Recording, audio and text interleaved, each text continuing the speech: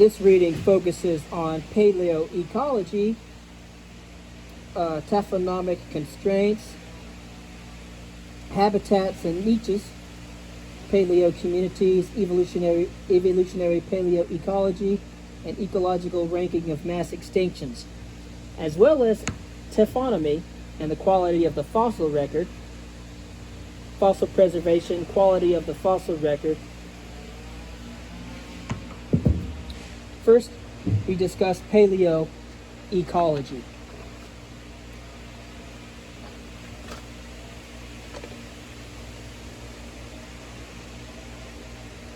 Pebbles and shells on the beach give us clues about their sources. Paleontologists can reconstruct ancient lifestyles and ancient scenes based on such limited information. This is the basis of paleoecology, the study of the life and the times of old fossil organisms, the lifestyles of individual animals and plants together with their relationships to each other and their surrounding environment. We know a great deal about the evolution of life on our planet, but relatively little about the ways ancient organisms behaved and interacted with one another. Reconstructing past ecosystems and their inhabitants can be great fun, but can we really discover how extinct animals, such as the dinosaurs or the graptolites, really lived?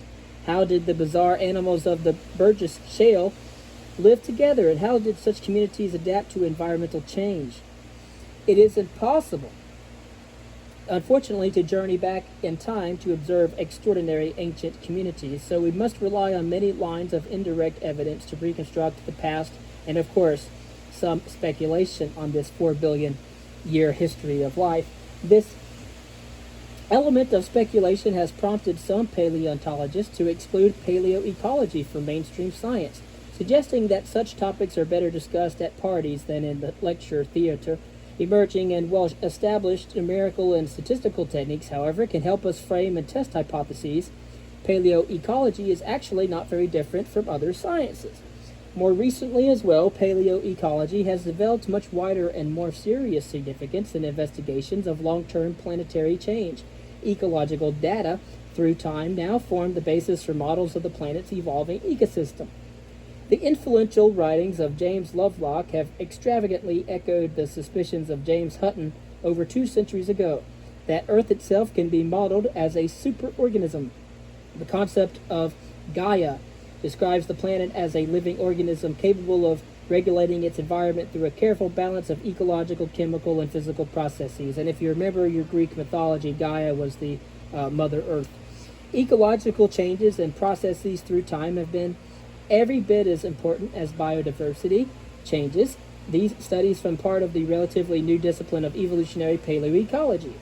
Paleoecological investigations require a great deal of detective work. It is relatively easy to work out what is going on in a living community. Ecologists are very interested in the adaptations of animals and plants to their inhabitants or to their habitats, the interactions of organisms with each other and their environment, as well as the flow of energy and matter through a community. Ecologists also study the planet's life at a variety of levels, ranging through populations, communities, ecosystems, and the biosphere as a whole. By sampling a living community, ecologists can derive accurate estimates of the abundance and biomass of groups of organisms, the diversity of a community and its trophic structure, but fossilized animals and plants commonly are not preserved in their life environments. Soft parts and soft-bodied organisms are usually removed by scavengers, whereas hard parts may have been transported elsewhere or eroded during exposure. In a live nearshore community, the soft-bodied organisms, such as worms, would disappear entirely together with the soft parts of the bony and shelly animals, for example, the fishes and the clams. The multiskeletal organisms, such as the bony fishes and armored worms, would disaggregate, and animals with 2 or more shells would disarticulate. Soon there would be little more than a layer of bones and shells with possibly some burrows and tracks in the sediment. Moreover, some environments are more likely to be preserved than others. Marine environments survive more commonly than that of terrestrial ones. And although fossil assemblages suffer from this information loss, paleoecological studies must nevertheless have a reliable and sound taxonomic basis. Fossils must be properly identified and described first. And although much paleoecological deduction is based on actualism or uniformitarianism, direct comparisons with living analogs, some environments have changed through geological time, as have the lifestyles and habitats of many organisms. For example, some ecosystems, such as the stromatolite world, sheets of carbonate precipitated by cyanobacteria, existed throughout much of the Middle and Late Precambrian period during the Phanerozoic, only after some major extinction events, and usually only for a short time. Nevertheless, a few basic principles hold true. Organisms adapted for and limited to a particular environment, however broad or restricted. Moreover, most are adapted for a particular lifestyle and all have some form of direct or indirect dependence on other organisms. These principles are valid also for the study of the ecology of ancient animals and plants. Paleoecology falls into two fields. Paleontology is the study of the ecology of a single organism, whereas paleoecology looks at the communities or associations of organisms. For example, ontology covers the detailed functions and life of coral species, and synecology might be connected with the growth and structure of an entire coral reef, including the mutual relationships between species and their relationship to the surrounding environment, and some of which are symbiotes. The ontology of individual groups is discussed in the taxonomic chapters. In most studies, the functions of fossil animals or plants are established through analogies or homologies with living organisms or structures, or by a series of experimental and modeling techniques, many now using computing. Quantitative morphometrics can also establish the ecology of extinct organisms, their diets, and their habitats. For example, in the case of sharks that crossed the KPG boundary with reduced size and ecological diversity. Geological evidence, however, remains the main test of these comparisons and models. In this chapter, we focus on the community aspects of paleoecology or synecology, reviewing the tools available to reconstruct past ecosystems and see how their organisms socialized and related to their habitats.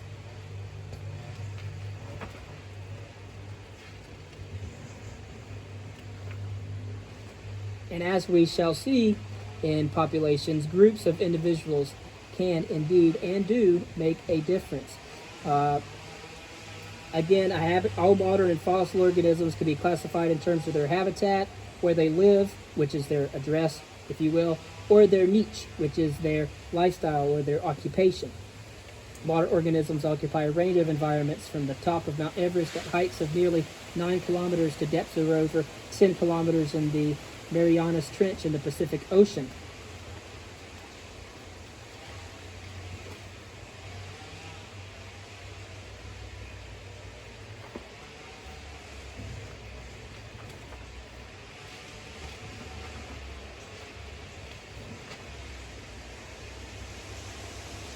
And then there's what's called paleocommunities. Paleocommunities are recurrent groups of organisms related to a specific set of environmental conditions or limiting factors. Indeed, many of the concepts and techniques applied to marine fossil communities are based on the work of biologists such as the Danish scientist Carl Petersen, researching in the late 1800s and early 1900s.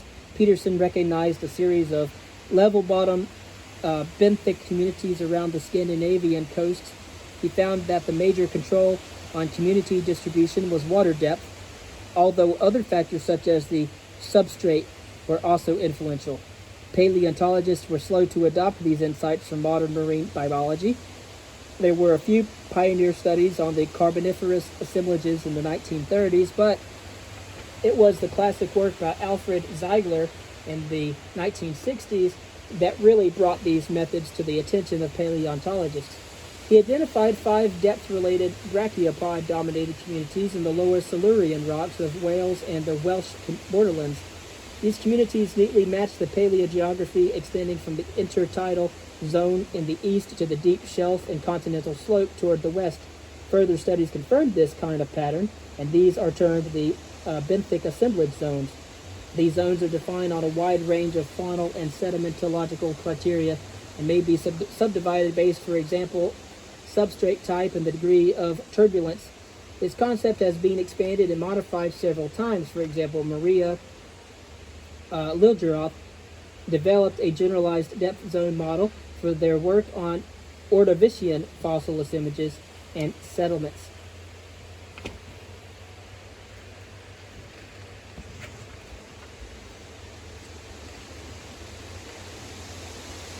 Evolutionary paleoecology. Broad-scale biodiversity trends through geological time have been well documented.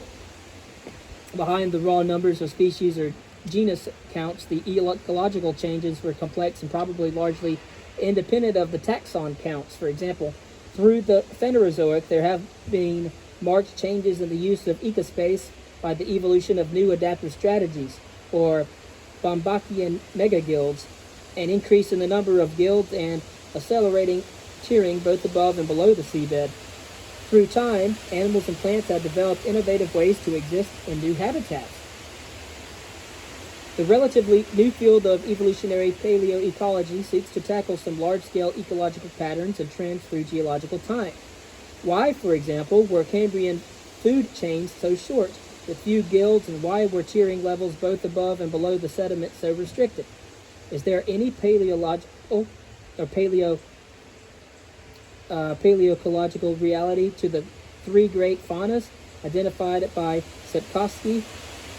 Cambrian, which is trilobites, non-articulated brachiopods, basal echinoderms, and mollusks. The Paleozoic, which involves suspension feeders such as the articulated brachiopods, birozoans, corals, and crinoids. And modern, detritus feeders such as the echinoids, gastropods, and bivalves, together with crustaceans, bony fishes, and sharks.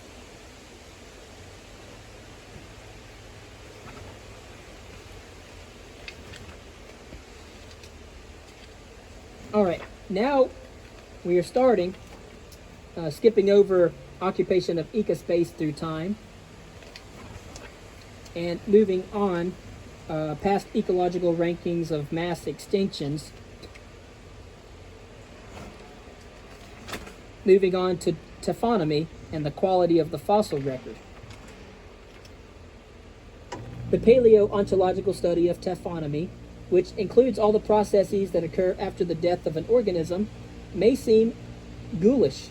In fact, many of the analytic approaches used by taphonomists are also used by forensic scientists.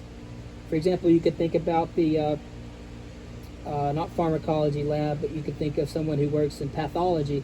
A crime scene investigator who is called to inspect a corpse may be asked how long ago the body was buried. The forensic scientist looks at the state of decay. Is there any flesh remaining? Do the bones still contain fat? What do the remnants of hair and fingernails look like? But now there is a whole armory of analytic techniques. For example, measurement of the chemistry of the bone, and in particular the assessment of the rare earth elements, scandium, yttrium, and the 15 lanthanides, can help pinpoint the time of death. These forensic science methods are used by archaeologists, and stepping back further in time, can also be used by paleontologists. A related issue is the quality of the fossil record. Following the decay and loss of fossils, what is actually left? Can paleontologists trust the rock record and use their patchy fossil finds to somehow understand large-scale patterns of evolution? Critics are right to point out that paleontologists should be careful when they attempt to reconstruct a whole plant or animal and try to understand its biomechanics when they have just a few bones or bits of twigs. Care is required also in seeking to understand patterns of diversity, change, and evolution when many fossil species are missing. There is a heated debate about this issue, with some scientists claiming that the fossil record is desperately bad and next to useless, while others, on the other hand, claim that the fossils do in fact tell us the history of life on Earth. We will look at taphonomy first, and the changes that have occurred in typical fossils since they were living organisms, and then consider the wider implications of the incompleteness of the fossil record for paleobiology. First is to start with fossil preservation and fossilization.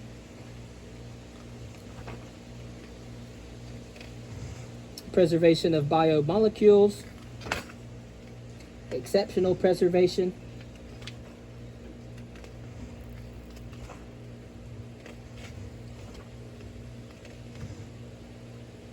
and retro-deformation of deformed fossils,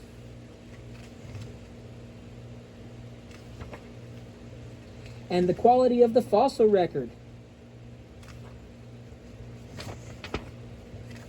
We'll end with the quality of the fossil record. Now,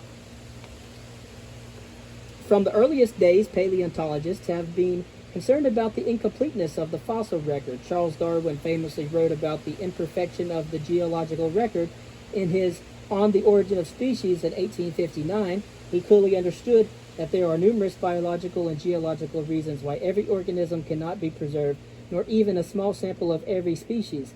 In a classic paper in 1972, David Ropp explained all the factors that make the fossil record incomplete. These can be thought of as a series of filters that stand between an organism and its final preservation as a fossil. Anatomic filters. Organisms are likely to be preserved only if they have hard parts, a skeleton of some kind. Entirely soft-bodied organisms such as worms and jellyfish are only preserved in rare cases. Second, biological filters. Behavior and population size matter. Common organisms such as rats are more likely to be fossilized than rare ones such as pandas. Rats also live for a shorter time period than pandas, so more of them die and more can become potential fossils. Third, ecological filters. Where an organism lives matters. Animals that live in shallow seas or plants that live around lakes and rivers are more likely to be buried under sediment than, for example, flying animals or creatures that live away from the water. Fourth, sedimentary filters. Some environments are typically sites of deposition, and organisms are more likely to be buried there. So, a mountainside or a beach is a site of erosion, and nothing generally survives from these sites in the rock record, whereas a shallow lagoon or a lake, like Lake Turkana, is more typically a site of deposition.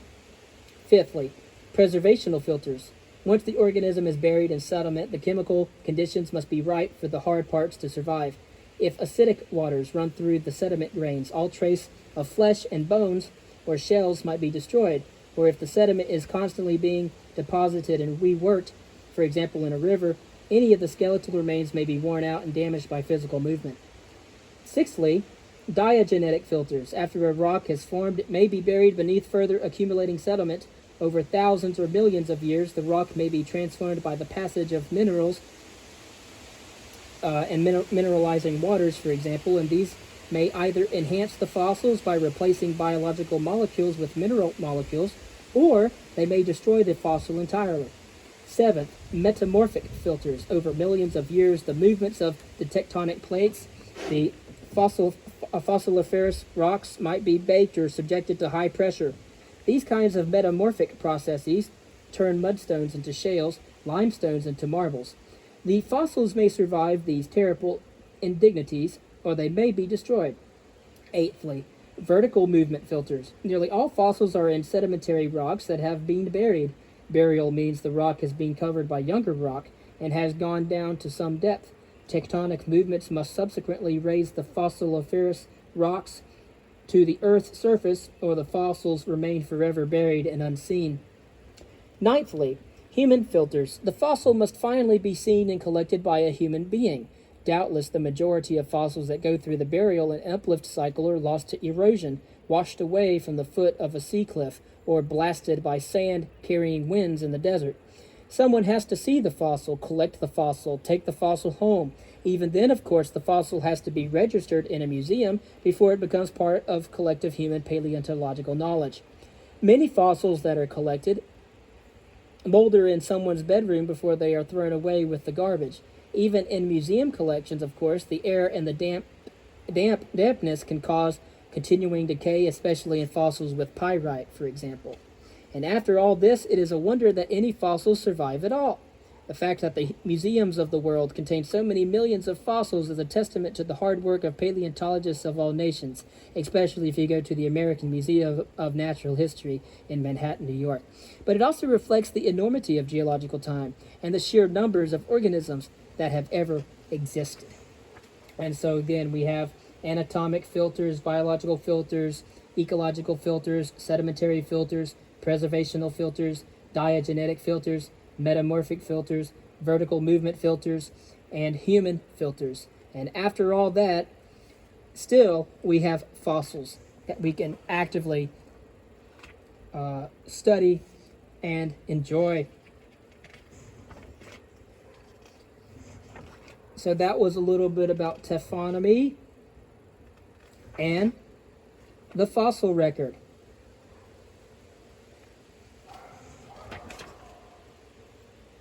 Next, we will talk about fossil form and function